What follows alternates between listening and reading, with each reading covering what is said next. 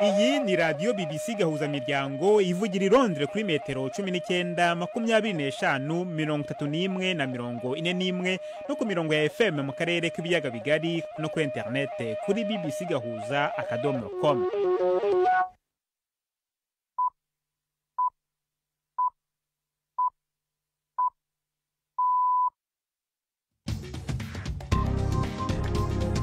Ubu ni saa 10 n'igice ku isaha mpuzamahanga ya GMT, ni saa 12 n'igice ku isaha yo mu Rwanda no mu Burundi. Muri studio muri kumwe na Jacques Niyitegeka.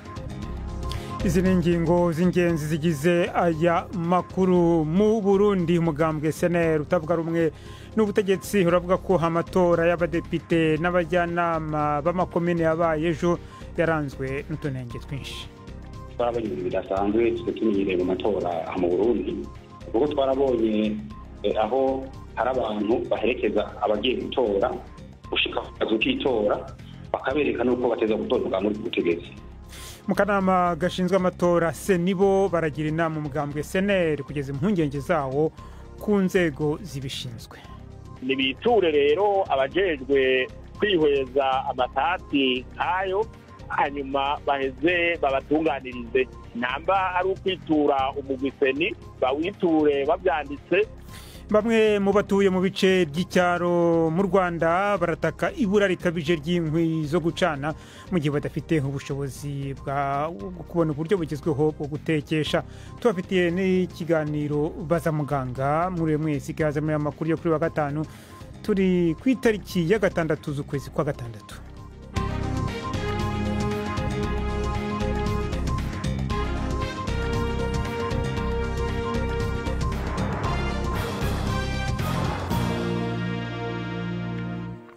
Amakuru ku buryo burambuye ni mukanya. Robert Patrick Misigaro amaze kutugezaho ni make amakuru y'ingenzi avugwa hirya no hino ku isi. Abatavuga rumwe na leta mu Burundi baridogera ivyo bita ukutagenda neza kurengeje ku matora y'abashinga amateka yabaye ejo kuwa kane. Umugambwe SNL wavuze ko hari abantu bimwe uburenganzira bwo gutora biherereye, ngo abandi nabo babwirizwa gutora umukandida w'umugambwe uri ku butegetsi. Nayo umugambwe nako FPI wo wavuze ko abanywanyi bawo ngo babonye aho amasanduku y'amatora yariko aruzuzwamwo amajwi, ariko umugwi w'igihugu wigenga ujeje gutunganya no guhagarikira amatora mu Burundi seni wo wavuze ko atabimenyetso bifatika bihari bishigikira ivyo vyagirije. Igisirikare ca Liban cagabishije ko gishobora guhagarika bimwe mu bikorwa gikorana n'umugwi urongowe na Amerika mu kurereka iyubahirizwa gihagarikwa ry'imigwano mu gihugu kubera ibitero vy'ubutavanako vya Israel. Ibi bikurikiye ibitero vyo mwijoro ryakeye i Beirut. Israel ivuga ko ngo yariko irarasa ku bibanza bikoreshwa n'umuhari Hezbollah ushigikiwe na Irani mu guhingura indege za drone. Ni nkuru ya Hugo Bachega ari Beirut, mushikirizwa na Yvette Kabatesi. Ibitero by'indege bya Israeli byabaye mwijoro ribanziriza umunsi mukuru w'igitambo ukomeye cyane ku bayisilamu byamaganywe cyane muri Libani. Igisirikare cy'iki gihugu cyaburiye ko gishobora guhagarika imikoranire n'akanama kayobowe na Amerika gashinzwe kugenzura iyubahirizwa ryo guhagarika imirwano hagati ya Israeli na Hezbollah. Kuva ayo masezerano yatangira gushirwa mu bikorwa mu kwezi kwa 11 umwaka ushize, buri munsi Israeli igaba ibitero by'indege ko byo yita ibirindiro bya Hezbollah. Abanyaribani bo bemeza ko ari ukwica ayo masezerano, ariko Israeli igashimangira ko izakomeza ibitero kuri Libani kugeza ubwo umutwe wa Hezbollah uzacika intege. Leta Zunze Ubumwe za Amerika zatangaje ibindi bihano ku gihugu ca Irani ku bantu 10 hamwe n'ibigo 27. Bibiri muri izo bigo vyafatiwe ibihano bifitanye isano n'ikigo ca Irani cyunguruza ibitoro. Izo bihano kandi vyafatiwe ibigo bibiri muri Emirats Arabes Unis na Hong Kong.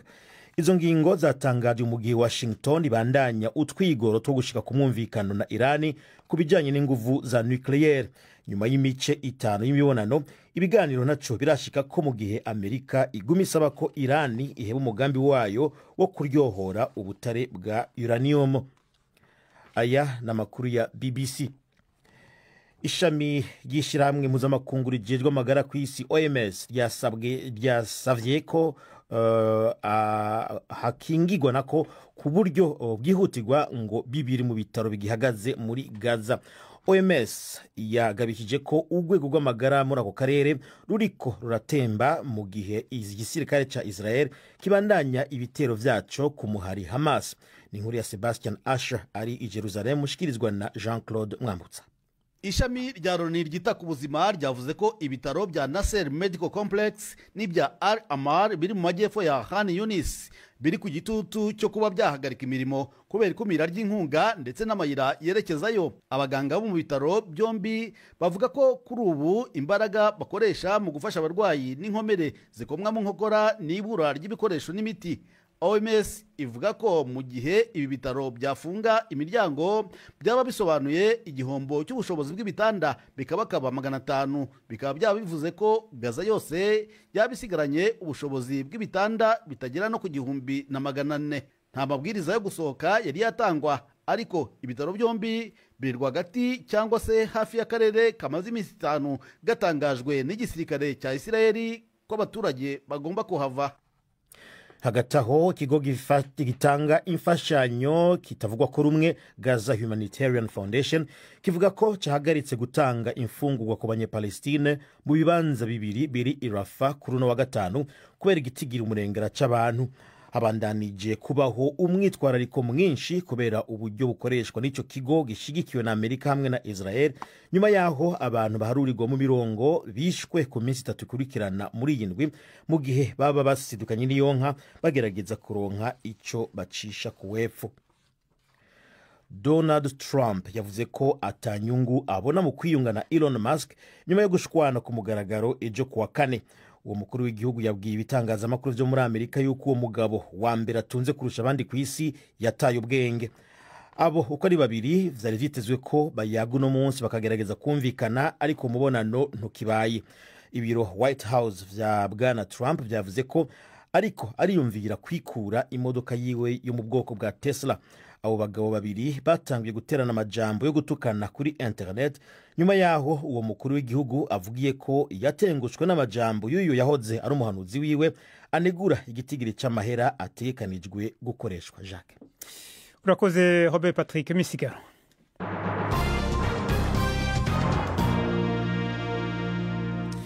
Amakuru ku buryo burambuye reka tuyahere mu Burundi, aho umugambwe SNL utavuga rumwe n'ubutegetsi uvuga ko amatora y'abadepite n'abajyanama b'amakomine yabaye ejo yaranzwe n'utunenge twinshi. Mu itangazo ryo mugambwe wasohoye nyuma y'ibikorwa byo gutora ku mugoroba w'ejo, ushyira ahabona ko tunenge turimwo ko amatora atabaye mu ibanga ngo kubera ko mu binjiraga mu tuzu twitora hari abagendaga baherekejwe kandi bagategekwa gutora umugambwe uri ku butegetsi. Mu kanya kashize navuganye na Terence Manirambona, umuvugizi w'umugambwe SNL, natangiye mubaza icyo batashimye muri ayo matora y'ejo. Twarabonye bidasanzwe tumenyereye mu matora mu Burundi, kuko twarabonye aho hari abantu baherekeza abagiye gutora gushika kazu kitora bakabereka nuko bateza gutora umugambwe uri ku butegetsi.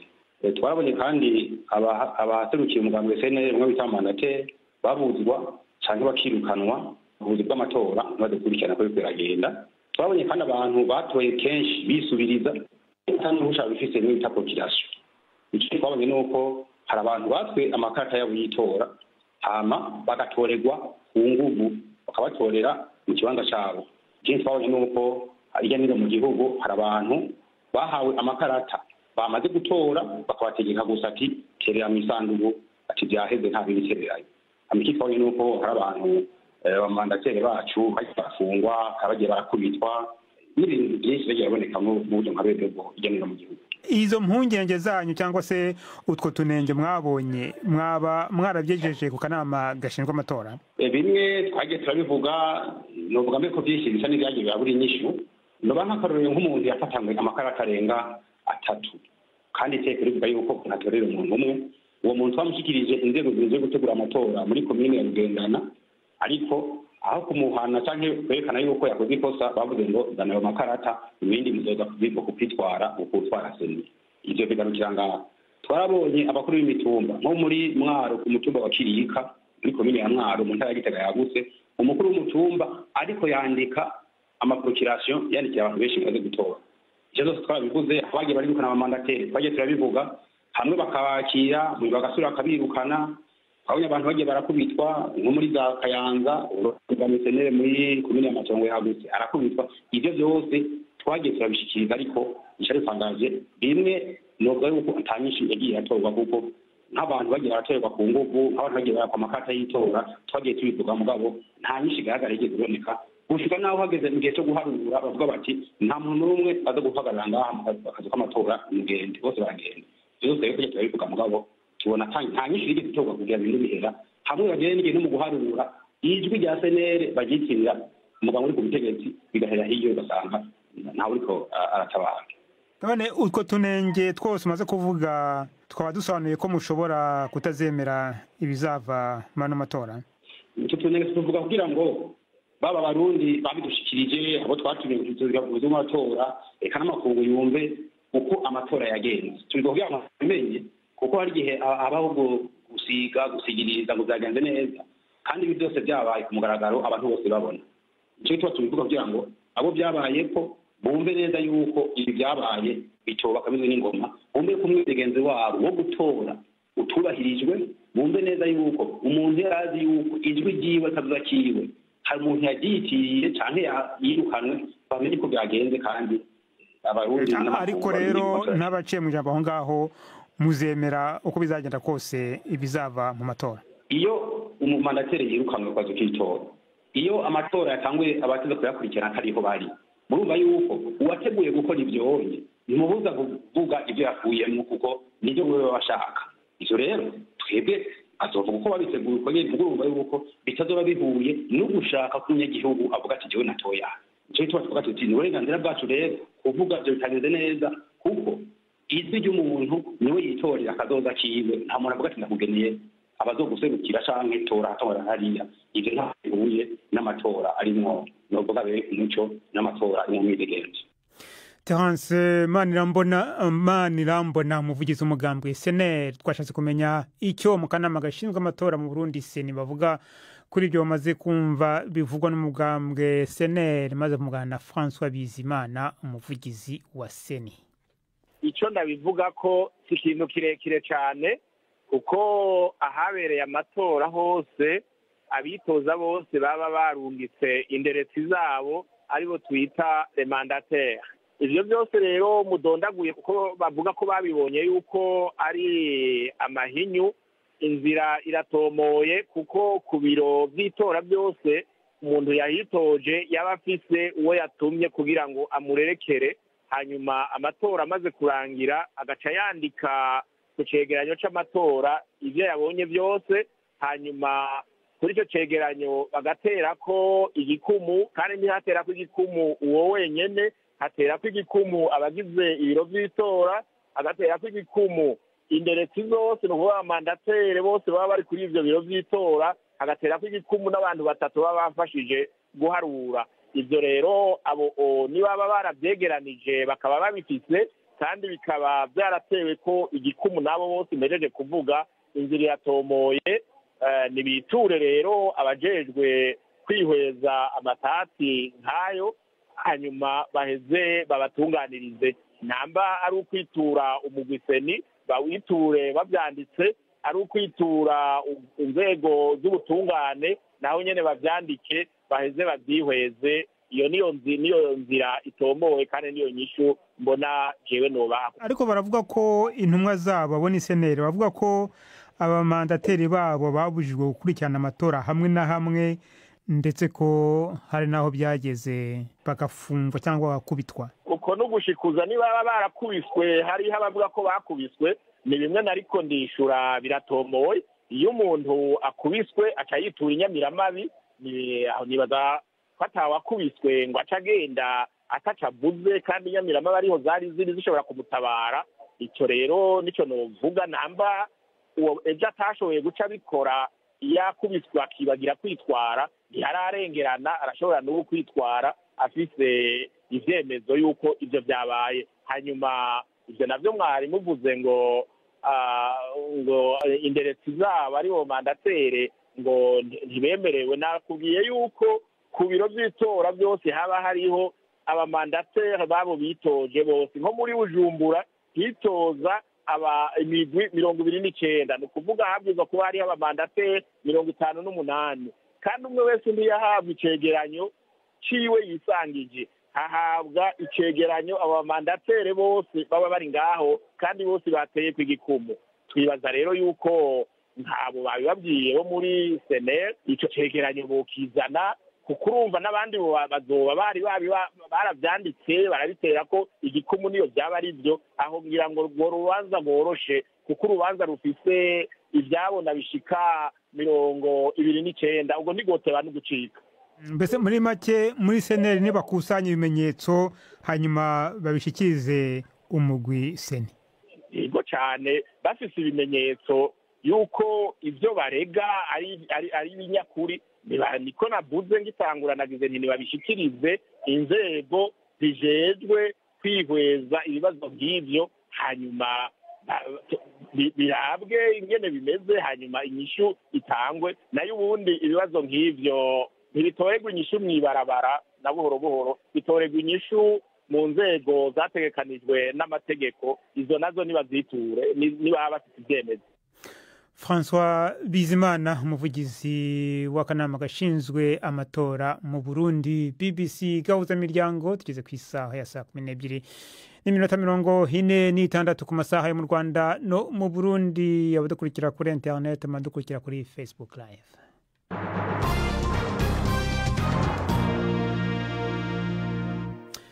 Bamwe mu batuye mu bice by'icyaro mu Rwanda barataka ibura rikabije ry'inkwi zo gucana mu gihe badafite ubushobozi bwo kwigondera uburyo bugezweho bwo gutekesha. Nta bushobozi bwo kugura gaze cyangwa amashanyarazi yo gutekesha bafite, nta nubwo bakibona inkwi zikomoka ku biti kubera ko amashyamba agenda agabanuka cyane uko imyaka ishira. Impirimbanyi zibidukikije zivuga ko ubushobozi buke bw'abaturage bwo kugura ingufu zo gucana zidakomoka ku biti bushobora kuba ikibazo gikomeye. Ni inkuru mugezweho na Jean Claude Mwambutsa. Tujya hejuru y'ikanyara tukajya gutasha yenyine tugatoragura izo hasi zahungutse. Emmanuelia Nikuze atuye ahitwa Kanyarira, ni agace k'imisozi birebire mu karere ka Ruhango. Aranyereka igisozi gihanamye agomba kuzamuka kugira ngo ajye gutoragura inkwi, ariko nabyo ngo biramusaba kwihishahisha abarinda ishyamba ritwikiriye uwo musozi. Uretse izi atoragura, ngo iyo yabonye ubushobozi agura amakara, ariko nayo amuhenze cyane. Iyo mbonye amafaranga nkagura uwo mufuka ucana ukwezi kumwe wa 12, cyangwa nkashaka nk'umuntu duteranya nyine tukawugura tukawucana iminsi 15 yo twateranyije. Nyine tusasaba ubufasha leta nayo dutera inkunga natwe twiyandayande turebe ko twabona nk'iyo gaze. Undi mubyeyi we namusanze mu murenge wa Byimana uri mu nkengero z'umujyi wa Muhanga, avuga ko ubuzima bugoye muri rusange uhereye ku biribwa bihenda cyane, gusa agatangazwa nuko hari igihe ushobora kubona ibiribwa ariko ntubone inkwi zo kubiteka. Ngubu usibye udushogori kudushyimbo nari ncumye nari nsesekamo nkabona kurya rwose, naho ubundi kugumira aho ngaho. Ariko namikonje mfite ariyo mbabura sinayibona, ariyo gaze ntago nayibona. Ibyatsi nabona twatsi duhura nk'utu nkagenda nkajyamo nkadutoraga nkajya nkashyira mu ziko. Nyine unose wabigenza ute? Ndimo ndavuga nti ngende gutoragura, ngenda hano hose ngenda ntoragura mbone ko genda ngacana.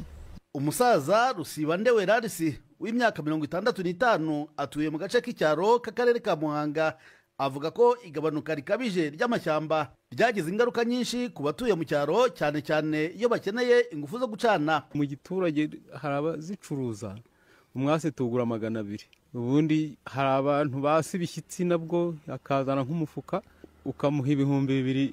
Nge mbyiruka nayo nzi ko umuntu atagura imwe, ariko ubu urabona ko imisozi yambaye ubusa nyine nta kintu kiriho. Impungengeri zose ku mpirimbanyi z'ibidukikije zivuga ko ubuke bw'ibicanwa bushobora gutuma amashyamba arushaho gukendera. Dr Frank Habineza ni umukuru w'ishyaka riharanira kurengera ibidukikije Green Party, akaba n'impirimbanyi yabyo.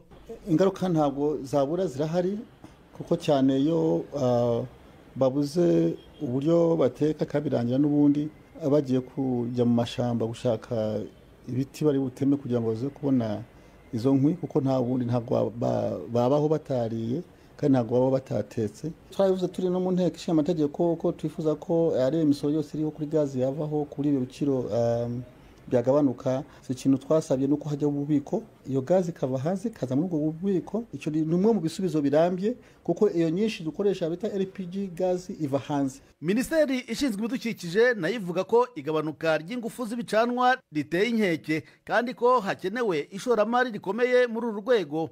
Ubwo yari imbere ya Sena mu cyumweru gishize, Minisitiri w'ibidukikije Valentine Uwamariya yavuze ko ikibazo gikomeye kigaragara cyane mu mashuri aho akoresha inkwi zingana na 45% y'ibiti bicanwa muri rusange. Mu mwaka wa 2030 leta ngo irifuza kuba yagabanyije ingufu z'ibicanwa bikomoka ku biti bikagira nibura ku rugero rwa 42%. Gusa ngo bizakenera ingengo y'imari ihagazeho kuko bizasaba leta kwishakaho atari hasi ya miliyari n'igice y'amadolari y'Amerika. Jean-Claude Mwambutsa, BBC Gahuza Miryango, mu ntara y'Amajyepfo.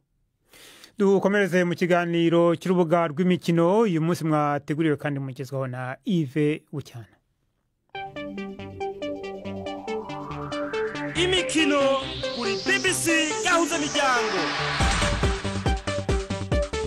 Mwireho neza ku mugabane w'Uburayi. Ikipe y'igihugu ya Espagne yaraye itsinze Ubufaransa ibitego 5-4 ibona itike yo gukina umukino wa nyuma w'irushanwa rizwi nka Ligi y'ibihugu by'Uburayi. Wari umukino udasanzwe wabonetsemo ibitego 9 byose, ariko cyane cyane ku ngimbi ya Espagne y'imyaka 17 gusa, Lamine Yamal wazonze cyane ikipe y'Ubufaransa akayitsinda ibitego 2 muri ibyo 5. Lamine Yamal ararwanira igihembo cya Ballon d'Or cy'umukinnyi mwiza w'umwaka.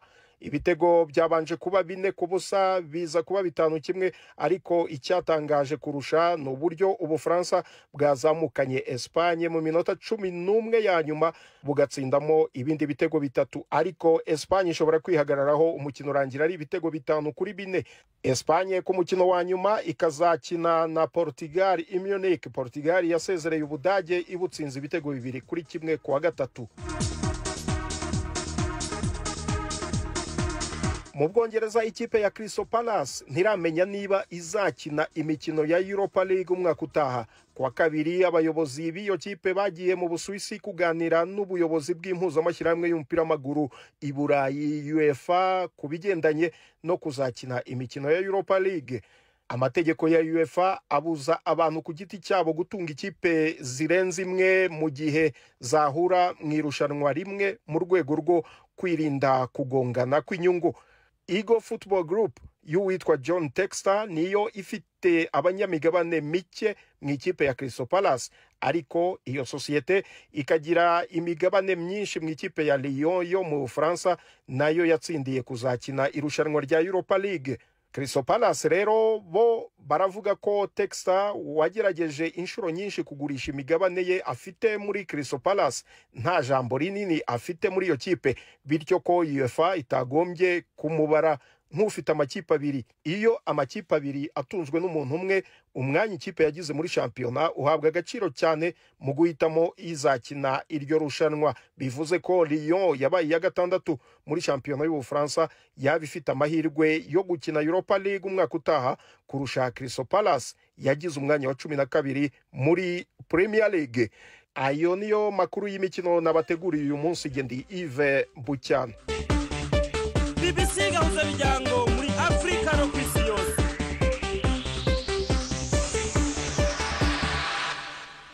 Urakoze Yves Bucyana. Reka dukomereze mu kiganiro baza muganga mwateguriwe kandi mugezwaho na Yvette Kabatesi.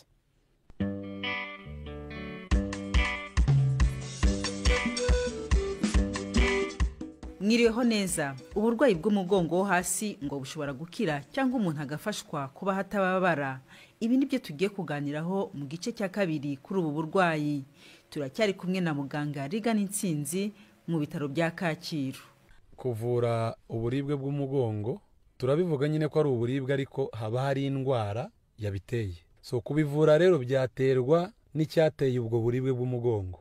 Harimo ubuvuzi busanzwe bwo kuba twabwira umuntu uburyo yitwara, imyitwarire, yaba kuryama ahantu hameze neza hakomeye, ubwo ndavuga nk'imifariso ya yindi itihina umuntu aryamye, kuko iyo ngiyo ishobora gutuma habaho kurwara umugongo. So ndavuga ubundi buvuzi bujyanye no gutanga imiti ya anti-inflammatoire tubaha, ndetse n'indi miti ishobora gutuma habaho koroha kw'imitsi, ndetse bitewe n'icyateye ubwo burwayi. Rero tuvuge ku rugero, niba umuntu yavunitse umugongo, ibyo ngibyo ntiwabivuza ibinini, hagomba kujyaho ubundi buvuzi bwisumbuyeho aribwo kubaga. Tuvuge nk'iyo disike wenda yagize icyo bita hernie yavuye mu mwanya wayo, icyo gihe birasaba ko ubagwa kugira ngo isubire mu mwanya.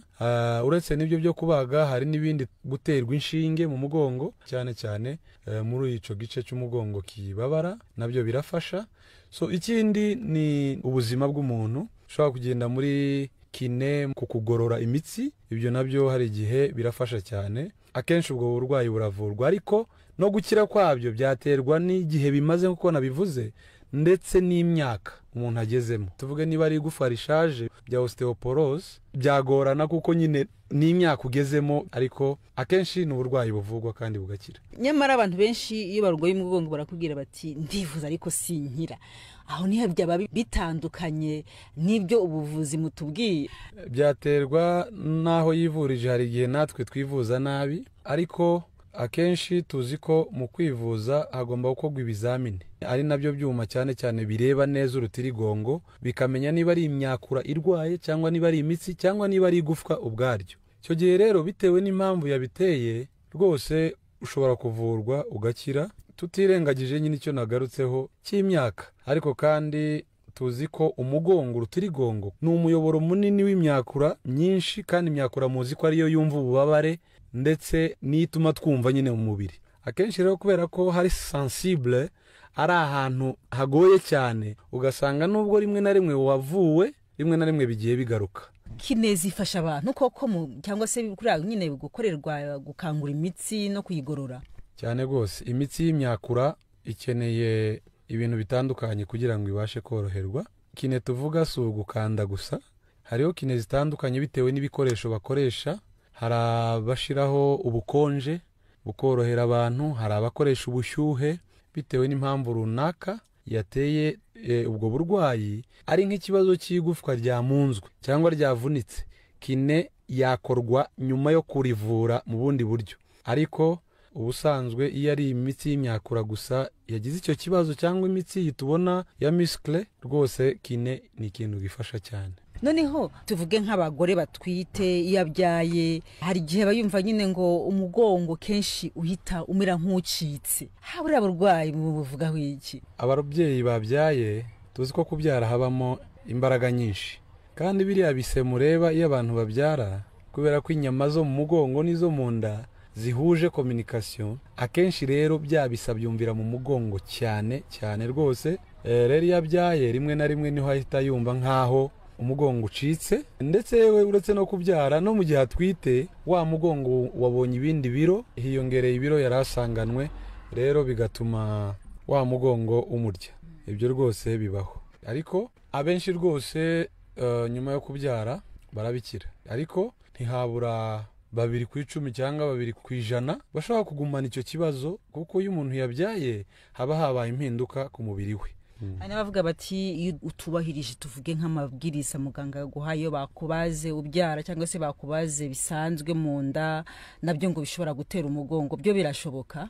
Iyo umuntu yabazwe abyara cyangwa se yabazwe n'ikindi icyo ari cyo cyose, umuganga hari amabwiriza atanga mu by'ukuri kugira ngo bimufashe gukira neza. Kutayubahiriza bishobora kugira ingaruka, ariko kutayubahiriza siyo mpamvu twavuga nyamukuru ishobora gutuma umuntu arwara umugongo. Ahubwo igitera umugongo ni kwa kubyara nyine yabyaye, ndetse n'ababagwa tuzi ko bafite uruguma n'igisebe, ariko abenshi rwose barabikira. Muganga Rigana Intsinzi wadusobanuriraga ku burwayi bw'umugongo wo hasi. Rero turamushimiye, kandi twongera kwibutsa ko dukomeza kwakira ibibazo byanyu. Ikiganiro ugasanuka amabaruwa 2790. Email ni bazamuganga@gmail.com. Muraraharyana. Ejo mu kiganiro cy'imvo n'imvano tuzavuga ku mabwiriza y'inyongera yatanzwe na leta y'u Rwanda arebana n'imiryango ishingiye ku myemerere cyangwa amadini. Mwakoze cyane mwitamo BBC Gahuza Miryango.